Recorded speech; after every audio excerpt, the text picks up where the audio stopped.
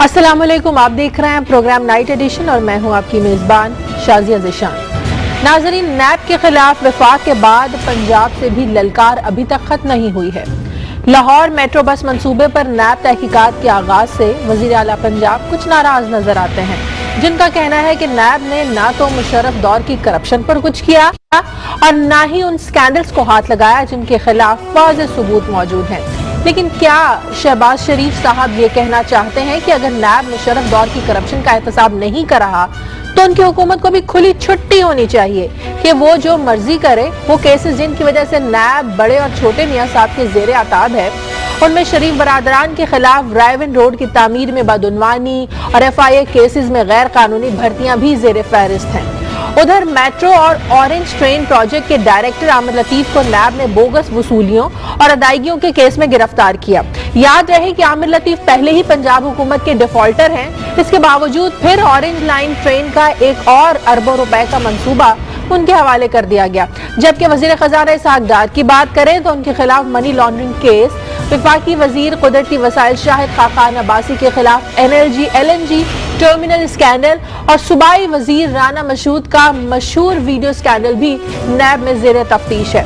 अब अगर मियां साहिबान अपने करीबी लोगों के खिलाफ नैब इंक्वायरियों पर परेशान हैं और इसकी वजह से कभी नैब के हाथ बांधने की धमकी देते हैं तो कभी इसे अपनी हद में रहने की तंबीह करते हैं, तो क्या वो एक आम पाकिस्तानी का ये तासुर मजबूत नहीं करते कि पाकिस्तान में बड़े लोगों का एहतसाब ना तो कभी हुआ है और ना ही कभी हो सकता है? क्या इससे सियासतदानों पर इल्जाम साबित नहीं होता कि वो गैर जानिबदाराना एहतसाब होता हुआ देखना नहीं चाहते, चाहे वो नून लीग हो, पाकिस्तान पीपल्स पार्टी या फिर तब्दीली की दावेदार तहरीक इंसाफ हो? इस पर आज हम अपने प्रोग्राम में प्रोग्राम के आखिरी हिस्से में बात करेंगे कि कल 20 माह के बाद कराची बदअमनी केस की समाअत चीफ जस्टिस अनवर जहीर जमाली की सरबराही में सुप्रीम कोर्ट कराची रजिस्ट्री में होने जा रही है। केस की समाअत के लिए वफाकी और सूबाई हुकूमत समेत DG रेंजर्स, IG सिंध और दीगर हुकाम को नोटिस जारी करते हुए कल तलब भी किया गया है। याद रहे कि साबिक चीफ जस्टिस इफ्तिखार मोहम्मद चौधरी ने 21 अगस्त 2011 को कराची में एक हफ्ते के दौरान 100 अफराद की हलाकत की खबर का नोटिस लेते हुए सोमोटो नोटिस लिया था, जिसके बाद कराची बदअमनी केस का बाकायदा आगाज किया गया था। फिर 2013 में एक अबूरी फैसले के तहत वफाक और सिंध हुकूमत को यह हुक्म दिया गया था कि वो जराइम पेशा अफराद की सरकूबी के लिए वहां पर ऑपरेशन का आगाज करें।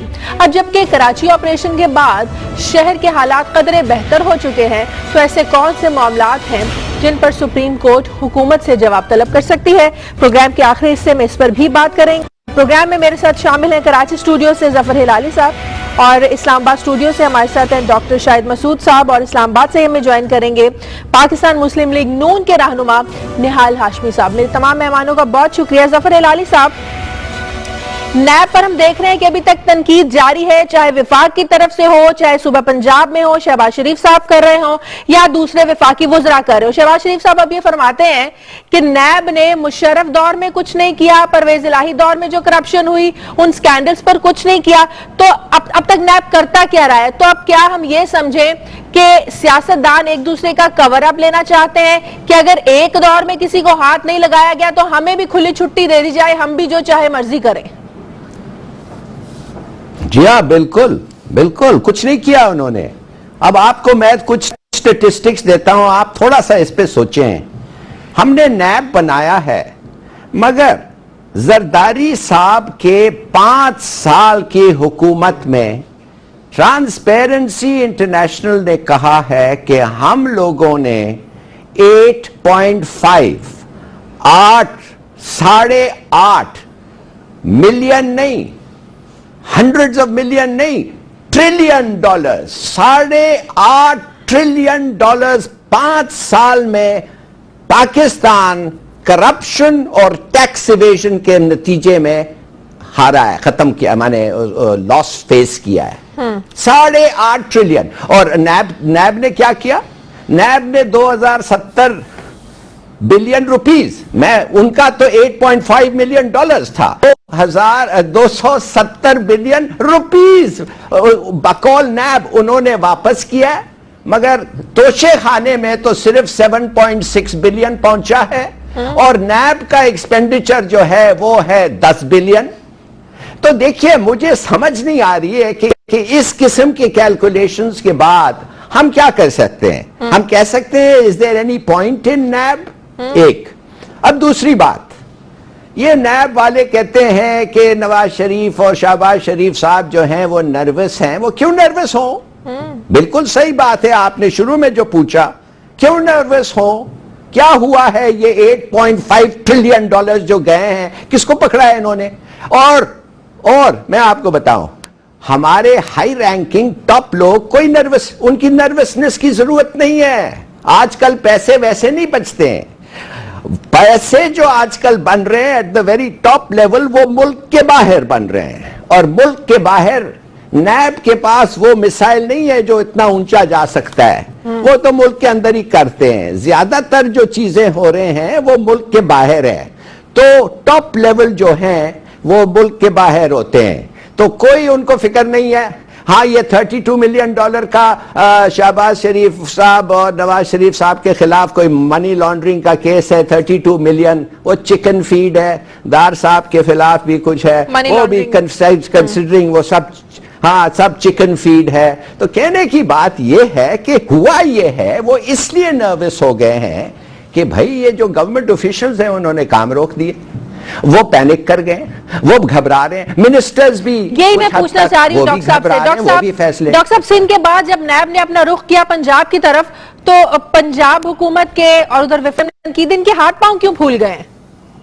केसेस तो हमें पता है जो नैब में इनके खिलाफ है, लेकिन अगर आपका दामन साफ है तो फिर तो आपको इन्वेस्टिगेशन का खुला मौका देना चाहिए। देखें, आधी बात तो हुकूमत और सियासतदान और ब्यूरोक्रेट्स और इस्टेब्लिशमेंट वो दुरुस्त कहते हैं, और वो ये कहते हैं कि एहतसाब हमेशा पॉलिटिकल ब्लैकमेलिंग के लिए इस्तेमाल हुआ है। यहां पे ड्राई क्लीन लोग होते रहे हैं, खा पी के निकल गए हैं। कभी एनआरओ हो गया है, कभी और डील हो गई है, कभी कोई पैट्रियट बन गया, कभी कोई दूसरा ग्रुप बन गया, तीसरा ग्रुप बन गया, और अय्यूब खान के दौर से चला रहा है। अभी लाली साहब ने जो बात की कि बाहर ही ले लेते हैं पैसा, तो ये तो 90 की दहाई में भी होता था। आप लाली साहब को याद होगा कि ऑफशोर कंपनियों का कंसेप्ट, और ये ऑगस्टा सबमरीन और ये कोटेकना केसी, तो सार बाहर का बाहर ही पैसा किकबैक्स ले ली जाते थे। अब बात यह है कि इस पूरे दौर का, यानी 1999 में मियां नवाज शरीफ की हुकूमत खत्म होती है, और उसके से पहले के मुकदमा तो मियां नवाज शरीफ के दौर में बनते हैं, या उससे पहले जो मलिक मिराज खालिद साहब का मुख्तसर दौरा आया था उसमें बने थे। तो वो सारे मुकदमात जो हैं वो आज दोबारा जब मियां साहब की हुकूमत है, तो उन मुकदमा पर वो गोंगलों में मिट्टी डाली हुई है। और उसके बाद का जो पूरा दौर है, यानी मुशर्रफ साहब के दौर का तो कोई मामला ही नहीं हो सका, क्योंकि फिर एनआरओ हो गया मुशर्रफ साहब का, और उस पे मुस्लिम लीग नून भी खामोश रही। अच्छा, अब मसला ये कि पीपल्स पार्टी का दौर चला गया। पीपल्स पार्टी के दौर पे के बाद जो सेटअप आया, वो भी एक तरह से जिसको मुकमुका का अंडरस्टैंडिंग कहा जाए कि पीपल्स पार्टी के खिलाफ मौजूदा हुकूमत कोई रेफरेंस नहीं भेज रही। तो मेरा यह ख्याल है कि आपका मुल्क एक ऐसी जगह चला गया है इस वक्त। देखिए, ये एक रियासतों में, मैं अक्सर जिक्र करता हूं इकोनॉमिक हिटमैन, ये जो हमारे यहाँ इकोनॉमिक हिटमैन आते रहते हैं, कभी मुइन कुरैशी हो या शौकत अजीज हो या इससे पहले बोगरा हो या और जो, ये बाहर से आते हैं, बाहर चले जाते हैं। ये ब्यूरोक्रेट्स और टेक्नोक्रेट्स को तो जचता है, सियासतदानों को नहीं जचता। ये उनकी, इसलिए कि वो इस मट्टी से वाबस्ता लोगों को इलेक्ट करते हैं, उनके ऊपर एतबार करते हैं। अब बात यह है कि खानदान के खानदान अगर बाहर चले जाएं, शिफ्ट हो जाएं, और वो फिर दौरा करने के लिए मुल्क में आए, और इस दौरान जो लूटा हुआ पैसा है उसके तहत लॉबिंग करे बाहर बैठ के, और फिर वो वापस आ जाएं, और वो कभी किसी बादशाह, कभी कोई कॉन्डोलीजा राइस, कभी कोई फलाना, कभी कोई ये, उनको मतलब उनके सामने पेश हो पाकिस्तान की हुकूमत बनाने के लिए, तो फिर ऐसी सूरत में डर खौफ खत्म हो जाता है। वो कहते हैं यार जितना मर्जी लूट के ले जाओ, एहतसाब तो होना नहीं है। लेकिन अब ऐसा वक्त आ गया है, आज आपको पता है ईरान में एक अरबपति को फांसी लगा दी गई है, ये सजा दी गई, सजा मौत। अब बात यह है कि एक ऐसा वक्त आ गया है पाकिस्तान में जहां आपकी रियासत मजीद चल नहीं सकती अगर हमने अपनी मईशत को काबू ना किया, जिसको माशी दहशतगर्दी, एक तो दहशतगर्दी वो है जो सड़कों में मारा जा रहा है, एक वो दहशतगर्दी है जिसे रियासत तबाह हो रही है। आपकी स्टील मिल्स, आपकी रेलवे, और ये कोई इस हुकूमत की बात नहीं कर रहा, इससे पहले, यानी देखिए ना, पहले 5 सालों में क्या हुआ है, स्टील मिल मिली, फायदे में मिली, वो उसको जनाब फिर बेल आउट कराया गया, फिर लूट के खा गए, फिर बेल आउट कराया गया, फिर वो खसारे में चली गई। इस तरह काम हो नहीं सकता। स्टील मिलें रोज रोज नहीं बना करती मुल्कों में। एक आपकी स्टील मिल क्या, आपकी रेलवे क्या, आपकी पीआईए क्या, और हर दर्जे करप्शन। लेकिन और उसके बाद प्रायोरिटीज हमारी क्या है? देखिए बात ये है डॉक्टर साहब, यानी सस्ती जब रोटी, सिंध में सस्ती नैब रोटी का कार्रवाई- देखिए ना, सस्ती बिल्कुल रोटी सही का कह रहे हैं करप्शन आप। केस आ रहा है। बिल्कुल सही कह रहे हैं तनूर ही नहीं थे, आटा जाता रहा, तनूर नहीं निकले आखिर में। जी बिल्कुल सही कह। बात यह है कि जब नैब सिंध में कार्रवाइयां कर रहा था, पाकिस्तान पीपल्स पार्टी के लोगों पर हाथ डाल रहा था, तब परवेज रशीद साहब को बड़े हुए नाखून तराशने का बात करने की जरूरत पेश क्यों नहीं आई? तब वजीर आजम साहब को यह याद क्यों नहीं आया कि नैब क्यों मासूम लोगों पर जाकर हाथ डाल रहा है? बात यह है कि जब पंजाब की बारी आती है, जब मुस्लिम लीग नून के लोगों की बारी आती है, तभी ये शोर क्यों, तभी नैब पर तनकीद क्यों, तभी ये क्यों कहा जा रहा है कि नैब का तो खुद एहतसाब होना चाहिए? जब नैब के बारे में तहकीकात होंगी तो इनके पसीने छूट जाएंगे। देखें हज़ीर, वो तो सेनेटर साहब यहाँ बैठे हैं, नियाल हाशमी साहब, वो ज्यादा बताएंगे। ये अजीबोगरीब सेटअप है। हुकूमत का एहतसाब पार्लियामेंट में कौन करेगा? पार्लियामेंट में करेगी public accounts committee. Public accounts committee का हेड कौन है 18वीं तरमीम के बाद?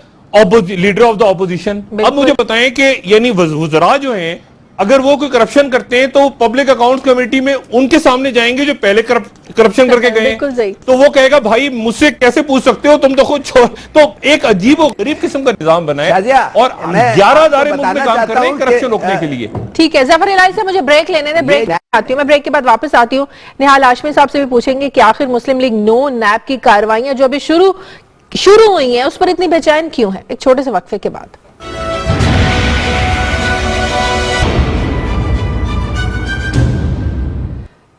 ब्रेक के बाद खुशामदीद। निहाल हाशमी साहब, क्या वजह है कि नून लीग आखिर इतनी परेशान क्यों है? अगर वाकई रायवन रोड की तामीर में बदउनवानी नहीं हुई, एफआईए में गैर कानूनी भर्तियां नहीं की गई और मनी लॉन्ड्रिंग के केसेस झूठे हैं, राना मशहूद की वीडियो स्कैंडल वो केस झूठा है, वो वीडियो ही जाली है, तो ओपन इन्वेस्टिगेशन होने दें, दूध का दूध पानी का पानी हो जाएगा। इतना शोर मचाने की क्या जरूरत है? बिस्मिल्लाहिर्रहमानिर्रहीम। मुझे गुज़श्ता 21 मिनट से मैं आपको परेशान देख रहा हूँ। नून लीग को तो मैंने बिल्कुल परेशानी में नहीं देखी, मगर शाजिया आपको मैं परेशान देख रहा हूँ। मुझे समझ में नहीं आ रहा है। ये तो आप जवाबी वार कर रहे हैं। मैं परेशान क्यों होंगी? परेशानी तुम शहबाज शरीफ साहब के चेहरे पे देखते हैं। मैं आपको परेशान देख रहा हूँ। इतनी परेशान आप लग रही हैं, आप इतनी परेशान लग रही हैं, हम तो नहीं परेशान। इतने स्माइलिंग फेस से मैं आपसे सवाल पूछ रही हूं। अगर किसी ने करप्शन, हम इसलिए परेशान नहीं है, सुन लेना कि 10 साल तक, ऑलमोस्ट 10 ईयर्स, ना नवाज शरीफ साहब वजीर आजम, शहबाज साहब वजीर आला थे, ना हमारी हुकूमत थी। हमारा अर्च राइवल था मुशर्रफ, वो तहकीकात कर लेता। उसने की तहकीकात की, उसने खोदा, ढूंढा, नहीं मिला।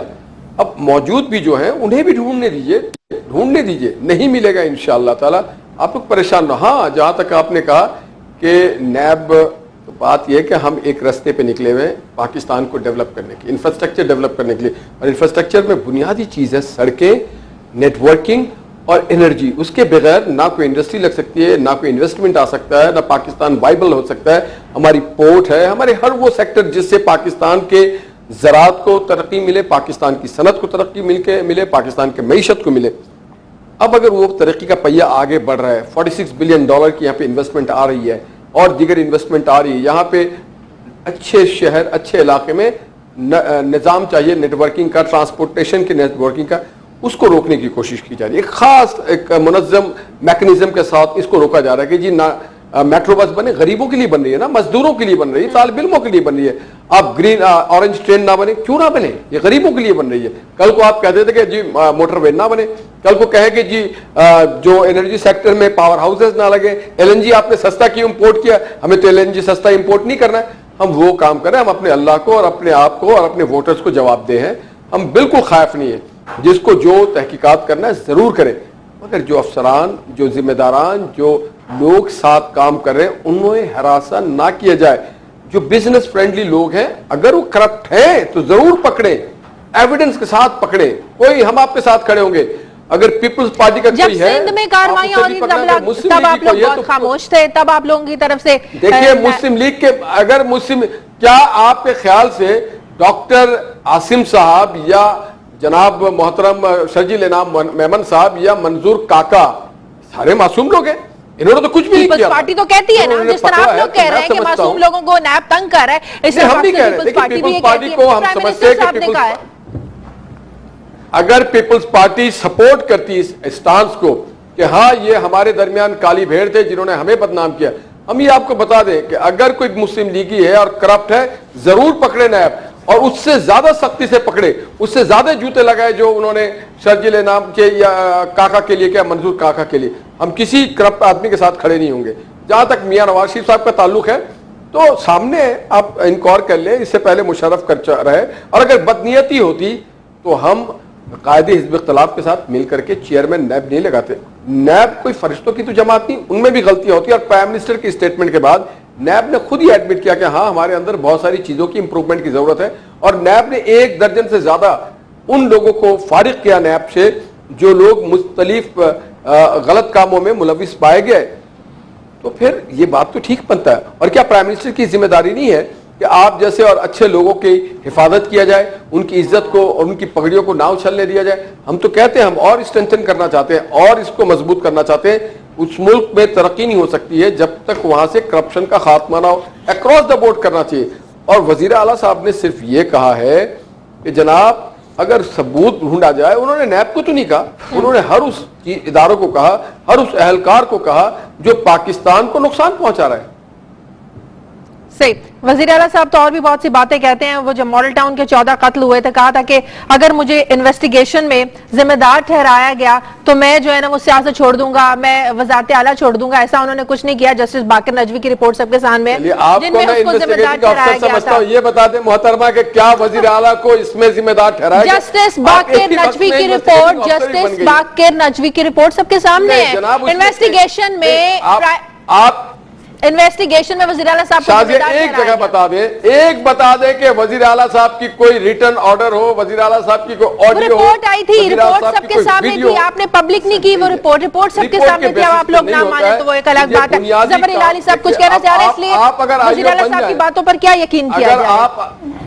आप अगर आईओ बन जाए तो फिर मैं तो बस यही कह सकता हूं, अल्लाह से पनाह मांगता हूं। चले, राना मशहूद की वीडियो क्या कहती है उसके बारे में तो बता दें, जो पूरी दुनिया ने देखी है, वो भी झूठी है। मैं राना मशहूद का तर्जुमान नहीं हूं, मैं राना मशहूद का तर्जुमान नहीं हूं। मुस्लिम लीग नून को तो रिप्रेजेंट कर रहे हैं ना, मुस्लिम लीग नून को तो रिप्रेजेंट कर रहे हैं ना। मैं पंजाब नहीं, यस मैं प्राइम मिनिस्टर के लिए हूं, मैं मुस्लिम लीग की गवर्नमेंट के लिए हूं, मैं राना मशहूद का तर्जुमान तो नहीं हूं ना। जफर इलाही साहब कुछ कहना चाह रहे हैं? देखिए मेरा अपना ख्याल मैं थोड़ा सा, मेरा कुछ मुख्तलिफ सा आइडिया है। मेरा आइडिया ये है कि अगर भी एक गवर्नमेंट में एक मिनिस्टर करप्ट हो तो इसके माने ये नहीं है कि वो पूरा पार्टी करप्ट हो, या इसका माना नहीं है कि प्राइम मिनिस्टर करप्ट हो, मगर हाँ वो आदमी करप्ट हो और उसके खिलाफ एक्शन लेना चाहिए। मगर आपको मैं बताता हूं ये नैब जो हम बात कर रहे हैं इसका क्या रेप्यूटेशन है। मैंने तो अभी आपको बताया 8.5 ट्रिलियन डॉलर्स टैक्स इवेजन और करप्शन में 5 साल में एक इंटरनेशनल बॉडी कहा है कि आपका नुकसान हुआ है। किसको पकड़ा है इन्होंने? अब नैब का मैं आपको बताता हूं, मुशर्रफ साहब ने नैब को किस लिए इस्तेमाल किया था? लेट्स फेस इट, मुश्तफा साहब ने उनको इस्तेमाल किया था प्रेशर लाने पॉलिटिशियंस पे कि वो आके उनके साथ आके बैठे, और वही हुआ। अच्छा, अब एक नैब चेयरमैन मैं उसको मिला, मुझे क्या कहता है? मैंने कहा आपको तो बड़ा अच्छा रेप्यूटेशन था। कहता है बहुत शुक्रिया। मैंने कहा अच्छा तो कुछ ज्यादा लिफ्ट ले गया? तो मुझे कहता है you know we are a special breed. मैंने कहा व्हाट? कहता है we are a special breed, हम एक नस्ल है, एक खास नस्ल है। तो मैं उसके दफ्तर में मैं बैठा था, निकला, जो मुझे ले गया था एक एक्स आईजी था। जैसे हम निकले कमरे से मैंने कहा ये पागल हो गया है? तो कहता है नहीं ये निगोशिएट कर रहा है अपना एक फ्लैट टोरंटो में कॉन्ट्रैक्टर के साथ। देखिए बात असल ये है कि इस हमाम में ये सब नंगे हैं। तो लेट्स बी क्लियर, हम एक करप्ट नेशन है, हम एक टैक्स इवेडर्स हैं। अब हमें एक बॉडी मिला है, बिल्कुल सही। और ये जो चेयरमैन है इस वक्त, क्या नाम है इसका, इसके खिलाफ ही पता नहीं कितने सारे कंप्लेंट्स हैं। मैं तो समझता हूं जब जरदारी साहब और नवाज शरीफ साहब एक चीज पे एग्री करें तो मैं तो बड़ा सस्पिशियस हो जाऊंगा हर वक्त। तो कहने की बात यह है कि क्या है लोगों को ट्रस्ट किधर है लोगों का, किस पे वो क्यों ट्रस्ट करें नैब पे। और दूसरी बात मैं बता रहा हूं, जो मैं समझता हूं नैब को एक बड़ा सिंपल सा सजेशन है, उनको सोचना चाहिए ये आपको पता है की पोस्ट जो है, माफ करिए ये हाशमी साहब जवाब देंगे, की पोस्ट जो है इस गवर्नमेंट में, या वो कश्मीरी के हाथ में है, या वो लाहौरी के हाथ में है, या वो शेखुपुरा के लोगों के हाथ में है, आई मीन या रिलेटिव्स के हाथ में। ट्रू। मेरे आई वांट टू नो कि हम एक इंक्लूसिव सोसाइटी बनना चाहते हैं। हाँ, मैं पंजाबी पठान जूस की बात नहीं कर रहा हूं, मैं तो एक टाउन और सिटी का नाम लेके बता रहा हूं। तो ये कैसे इंक्लूसिव, ये किधर से यूनिटी आएगी जब इस किस्म की फेवरेटिज्म हो रही है? और अगर मैं गलत हूं, आई विल कंसीड, और साथ साथ मैं कहूंगा I hope I am wrong, और मैं मानूंगा आई एम रॉन्ग। से डॉक्टर साहब, ये इदारा इन बयानात के बाद मतनाज़े बन चुका है नैब का? जितनी बयानबाजी की जा रही है वफाक और पंजाब की जानिब से नैब के खिलाफ, या पहले से ही मतनाज़े था ये इदारा? देखें, ये शुरू से ही मुतनाज़े था। सैफुर रहमान साहब ने जो मुकदमात बनाए थे, जस्टिस मुजद्दिद मिर्जा साहब को हटा के सैफुर रहमान साहब आए थे, उस वक्त मुकदमात बने थे। वो मुकदमात फिर जब मुशर्रफ साहब आए तो मुशर्रफ साहब ने नैब बना के, और फिर उसके बाद नैब ऑर्डिनेंस के तहत नया सिलसिला जनरल अमजद का स्टार्ट हुआ। ये जो बात हो रही है ना, सबूत नहीं मिले। देखिए, अगर पॉलिटिकल पार्टीज एक खामोश, मैं कोई सख्त लफ्ज नहीं, खामोश अंडरस्टैंडिंग ना करती मुशर्रफ साहब से, तो सारे सबूत मिल जाते, और सबूत सारे थे। यानी देखिए ना, हेलीकॉप्टर केस और बाकी सारे मामला जो मियां साहब पे बने, मुशर्रफ साहब ने बनाए, और पॉलिटिकल बनाए या नॉन पॉलिटिकल बनाए, वो सबूत इसलिए नहीं मिले कि मियां साहब बाहर चले गए। अगर मियां साहब पाकिस्तान में रहते तो उनमें से सारे सबूत भी मिल जाते, मुकदमात भी चलते, सख्ती भी होती, सब कुछ हो जाता। लेकिन एक अंडरस्टैंडिंग हुई, मियां साहब बाहर चले गए, पीपल्स पार्टी के साथ एक खामोश अंडरस्टैंडिंग रही थ्रू आउट, और जो लोग पाकिस्तान में रह गए उसमें से जिसको इधर उधर करना होता तो नए वाले की फाइल निकलाती थी, कभी पैट्रियट बन गई, कभी कोई हम बन गया, कभी ये बन गया, वो ग्रुप बनते रहते थे सारे। अब बात ये है सारी, उसके बाद जो दूसरी गवर्नमेंट आई 2007 के बाद, वो एनआरओ हो गया। एनआरओ के बाद जो फिर 2013 के अंदर तो मामला ये तय हो गया। आप देखें ना, केयर टेकर गवर्नमेंट किस तरह बनी थी इलेक्शन से पहले, क्या हुआ था केयर टेकर गवर्नमेंट्स में, कि इस सूबे में यानी रातों रात वो उधर से उठ के उधर चले गए, वो एक ऑपोजिशन बन गई, उसने बोला। बात ये सारी कि हमें जैसे मैंने पहले कहा कि या तो हम माजी को छोड़ दें, आज के दिन से शुरू कर दें, आज के दिन से अगले 15 दिन में भी लगाएंगे तो कोई मिलियंस या बिलियंस की करप्शन हो रही होगी। और ये कोई सियासतदानों की बात नहीं है। हिलाली साहब ने जैसे कहा कि हम एज ए नेशन करप्ट, देखें टैक्स ही नहीं दे रहे लोग, यानी टैक्स एमनेस्टी स्कीम भी दी, उसके बावजूद लोग टैक्स नहीं दे रहे, यानी तमाम का तमाम आवा का आवा ही बिगड़। 11 अदारे हैं शाजी इस मुल्क में जो करप्शन रोकने के लिए कायम हुए, 11 अदारे। वज़ीर आला के पास उनकी इंस्पेक्शन टीम, वजीर आजम की इंस्पेक्शन टीम, FIA, ये आपके जो एंटी करप्शन डिपार्टमेंट के अंदर बने हुए हैं, वफाकी एहतसाब ब्यूरो एक है जो जिसमें सलमान फारूकी साहब जिसको हेड कर रहे हैं, उसके बाद यानी इतने अदारे हैं, FIA है, इतने अदारे बने हुए हैं और कुछ नहीं कर रहे। ये सारे के सारे करप्शन में, उस हमाम में, ये दलदल में सबके मुंह काले हुए हैं। बिल्कुल सही। मुझे ब्रेक वापस आते हैं एक छोटे से वक्फे के बाद हमारे साथ।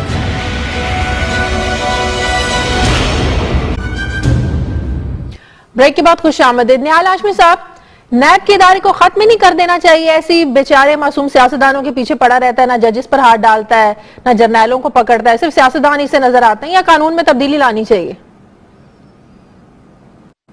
नहीं, जमा खातिर रखें, इदारे ख़त्म नहीं किए जाते हैं। इदारे में जो गलत चीज़ है उसे ख़त्म किया जाता है।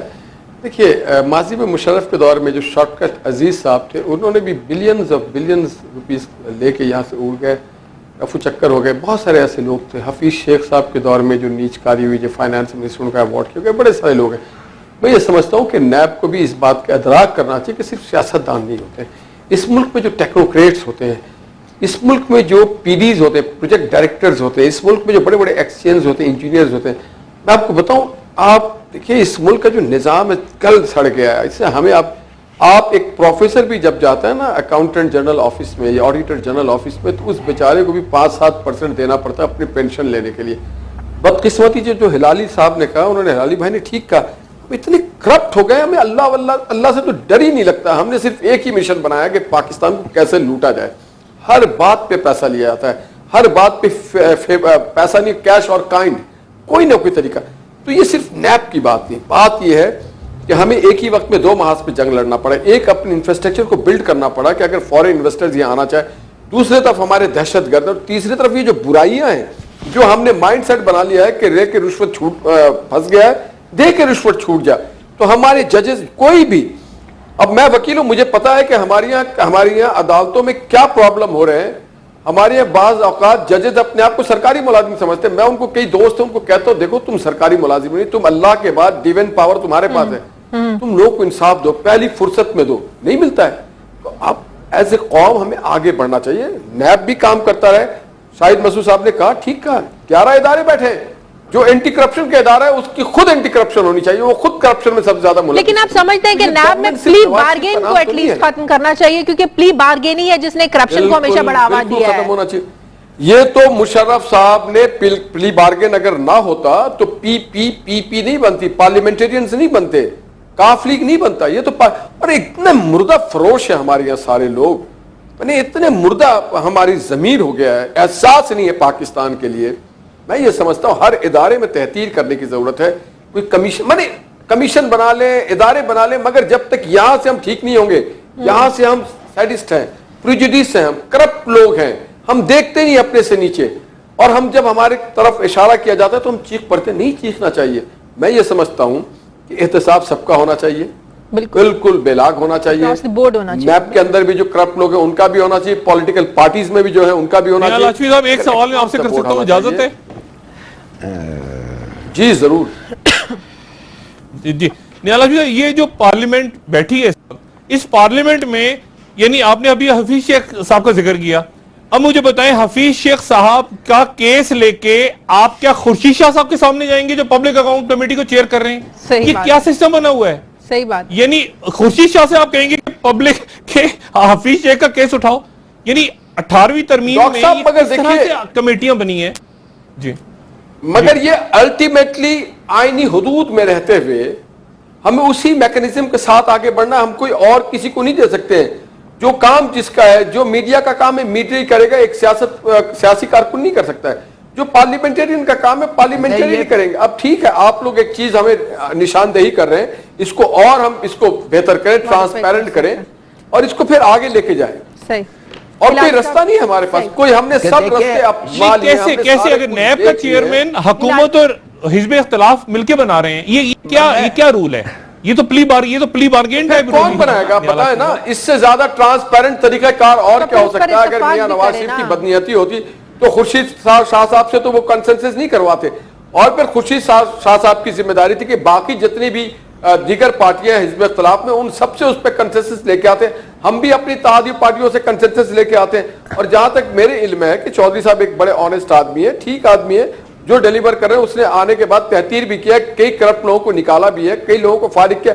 ढूंढ के कहां चलाएं? इस मुल्क में बदकिस्मती से 3 आमरीत के दौर में सिर्फ इस मुल्क में या तो रिश्वत का बाजार गर्म हुआ है या फिर अकरा परवरी ज्यादा परवान। हिलाली साहब कुछ कहना चाह रहे हैं? बात यह है ब्रेक पे जाना है। निजाम को तबाही की तरफ लेके चले गए। ठीक है, हमें पार्लियामेंटेरियन के दरमियान साजी करनी है और फिर ही हम आगे बढ़ सकते हैं। जी हिलाली साहब, काश के हमारा कोई कॉन्फिडेंस होता, ये जो हम फाइनेंस मिनिस्टर्स मसलन जो हैं, काश के हमारा उनके कॉम्पिटेंस पे कोई के कुछ कॉन्फिडेंस होता। देखिए, आपको पता है कि दार साहब ने कहा मैं एक छोटा सा टैक्स डाल रहा हूं ट्रेड्समैन पे, ताजरों पे, जो 1 लाख नया ताजिर हम लोगों को मिलेगा। और आप यकीन करें, जब उसका डेट एक्सपायर हो गया और 10 दफे उन्होंने बढ़ाया, 1 लाख नहीं आए, 300 लोग आए, 128। तो मैं नहीं, 300 तक आ गए थे बाद तक। मैं आपको सिर्फ यह बताना चाहता हूं कि जब एक फाइनेंस मिनिस्टर, एक special assistant to the prime minister for finance बैठ के कैलकुलेट करते हैं कि उनका पॉलिसी का नतीजा क्या होगा, and they can be wrong by 1000%, तो आप बताएं क्या कॉम्पिटेंस है इन लोगों पे? आई मीन कि आप पे क्या कॉन्फिडेंस हो सकती है इन पे? तो मेरा ख्याल में कि देखिए जी, ये ऐसा नहीं चलेगा। सर, ये तो सीधी बात है, की गलती है ना। नहीं तो टैक्स तो आप क्यों एस्टिमेट करते हैं कि 1 लाख लोग आएंगे जब 300 लोग? जी, दार साहब को policy, he made a fool of himself. वहीं पे वतन हो गए ना सर। अगर हमें इस वतन से मोहब्बत है तो लोगों का कॉन्फिडेंस इसलिए नहीं है कि लोग कहते हैं कि भाई आपकी अपनी जायदादें तो बाहर है कॉन्फिडेंस की सबकी। बात नहीं, नहीं है। बिल्कुल। पहला सवाल ये है, वो कहते हैं जी आपकी जायदादें तो बाहर की है। बात है। बिल्कुल सही, ये आप डंडा वहां चाहते हैं, ये चाहते हैं डंडा हो इनको। सही। मुझे ब्रेक लेनी है। निहाल हाशमी साहब, चोर लोग हैं। निहाल हाशमी साहब, आपका बहुत शुक्रिया प्रोग्राम में शिरकत के लिए। नाज़िम मुझे वापस आता है एक छोटे से वक्फे के बाद।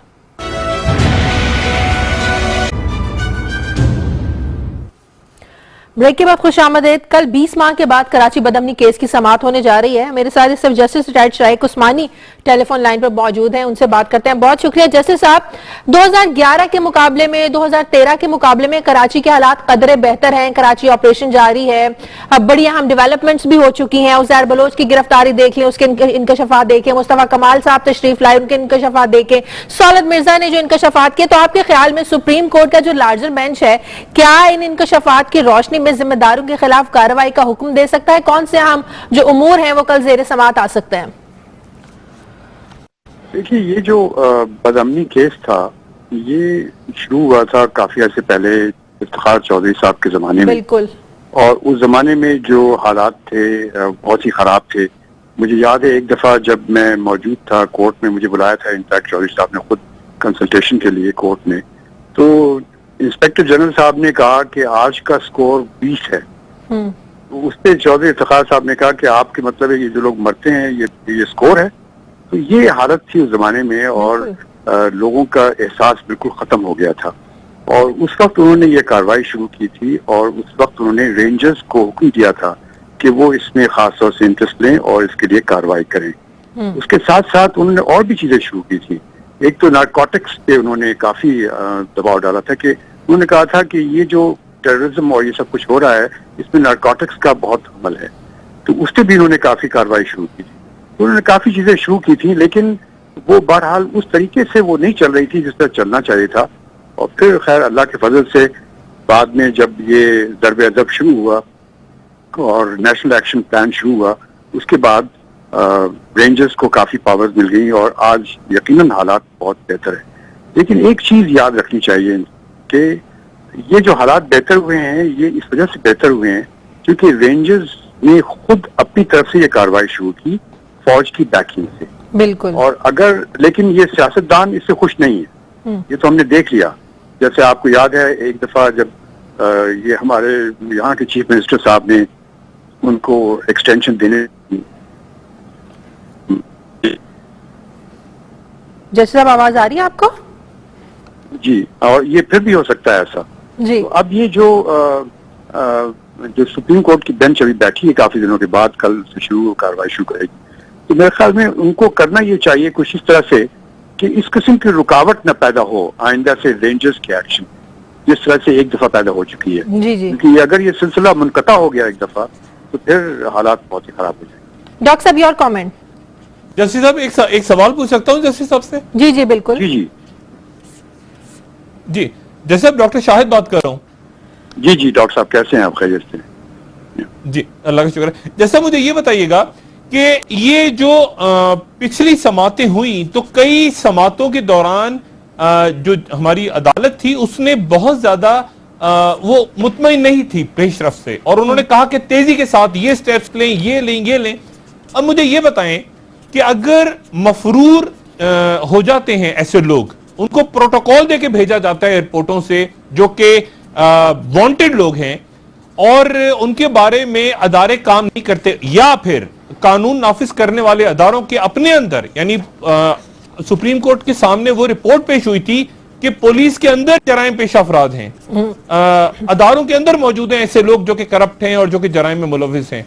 आपको लगता है कि कल जो ये वफाक और सिंध हुकूमत और सारे अदारे जो रिपोर्ट पेश करेंगे, सुप्रीम कोर्ट मुकम्मल तौर पे मुतमईन होगी कि ये मंजूर कादिर काका और ये सारे लोग कैसे निकलते रहे एयरपोर्टों से, FIA इनको कैसे निकालते रहे या बाकी अदारे, और ये भागते रहे जबकि इनके लिए छापे पड़ रहे थे? सही। नहीं, बिल्कुल साहब सही कह रहे हैं कि ये सब चीजें तो बड़ी तशवीशनाक हैं और यकीनन सुप्रीम कोर्ट इससे सेटिस्फाई नहीं होगी जो हो रहा है। लेकिन बहसूरत ये मानना पड़ेगा कि हालात उस जमाने से, जिस जमाने में इफ्तिखार चौधरी साहब ने ये शुरू की थी कार्रवाई, उस जमाने से आज हालात बहुत बेहतर है। बिल्कुल। और इस वजह से जरूरी यही है कि हमारी सुप्रीम कोर्ट इस चीज को एक्नॉलेज करे और उसके बाद ऐसी डायरेक्शंस दे कि जो चीजें, जिन चीजों के मुताबिक आपने अभी पॉइंट आउट किया है, और ये जो कि सियासी लोग जिस तरीके से इसमें इंटरफेयर कर रहे हैं, उसको रोकने के लिए कुछ ऐसे अहकामात दे दे कि ये चीजें किस तरह से इनमें रुकावट पैदा हो, और ये भी कह दे कि जो जिस तरह से लोग भाग रहे हैं और एक दूसरे की मदद करके, you scratch my back I scratch yours, उस प्रिंसिपल पर अमल करके उसके खिलाफ भी कुछ ऐसी डायरेक्शंस दें कि ये चीजें रिपीट ना हो। सही। हिलाली साहब, आप कुछ कहना चाह रहे हैं, फिर मुझे क्लोजिंग की तरफ जाना है। जी, देखिए, law and order is much improved, मगर ये पुलिसिंग, आज तक पुलिस के खिलाफ कंटेम्प्ट केसेस हैं कोर्ट्स में, और कंटेम्प्ट केसेस पुलिस के जस्टिसेस ने फाइल किया है। This is not a good sign. दूसरी बात मैं आप जानना चाहता हूं, मैल एडमिनिस्ट्रेशन और करप्शन में तो कोई चेंज नहीं हुआ है भाई। हर जज कोर्ट से निकल से किसी इदारे में चले जाएं और कहें, उनको पता ना हो, वो जज है, कहे मैं सरबराह को मिलना चाहता हूं, आप देख लेंगे कितने लोग कितने पैसे लेते हैं। मैल एडमिनिस्ट्रेशन, करप्शन तो बढ़ रहा है। और तीसरी चीज है भाई, आपके पास उज़ैर बलोच कितने महीने से है, कितने साल से है? 1 साल से तो हो गया होगा। और कब आएंगे उसके केसेस? ये कोई स्ट्रिप्टीज हो रहा है इधर, कभी एक केस, कभी दूसरा केस, 3 महीने के बाद एक केस। भाई, वी वांट जस्टिस। जो लोगों ने इतने कत्ल किए हैं, वो कौन सा प्रोसीजर चल रहा है इस वक्त के उसका केस नेवर बिकम्स पब्लिक। वो आता है वो वैन में, वो जो किलर्स हैं, वो जो MQM के, उनका भी यही।